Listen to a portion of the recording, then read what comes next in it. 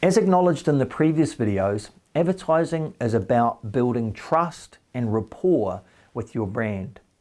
To do that, you not only need to be persistent, consistent, and frequent, you also need to give your brand definition. For your brand to become an associated memory, the solution that sits alongside the problem in potential consumers' minds, your brand needs to mean something. So you need to broadcast your story. And that's where radio comes in. Do you know that radio is now the least avoided of all advertising mediums? In fact, it's first equal with cinema advertising as the platform we least avoid the ads on. That's because 90% of radio listeners are doing something else whilst listening to radio. Radio, unlike TV, press and online, doesn't require any commitment of time. It fits around its listeners' lives. They're not just avoiding it. 2/3 of all radio listeners are open to advertising messages.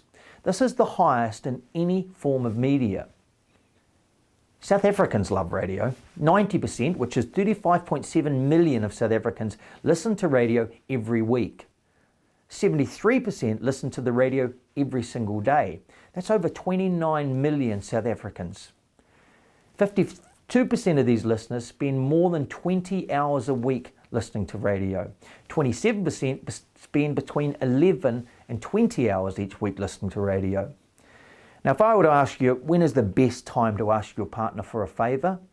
Inevitably, your answer would imply when he or she is in a good mood. Now, when they surveyed the impact each media has on the way we feel, it's radio that has the most significant impact. Listeners are 9 times happier and more energised when listening to radio. That's because our favourite radio station plays our favourite music, and there is no other more powerful language of mood than music. In fact, radio listeners are twice as likely to have one favourite radio station when compared with any other media. Now, has anyone ever accused you of not paying them attention and asked you to repeat back to them what they just said, and you managed to do it even though they were right, you weren't really listening? Well, that's thanks to the power of our echoic memory and what they call inattentive processing. It's our ability to hear without even listening. Radio works without us even giving it attention. Information that comes through the eye enters the echoic memory and it disappears in less than 1 second. Sound enters the echoic memory and rattles around for 4 to 5 seconds before it dissipates. Here's another interesting fact. It takes us 29% longer to understand written words compared to spoken words.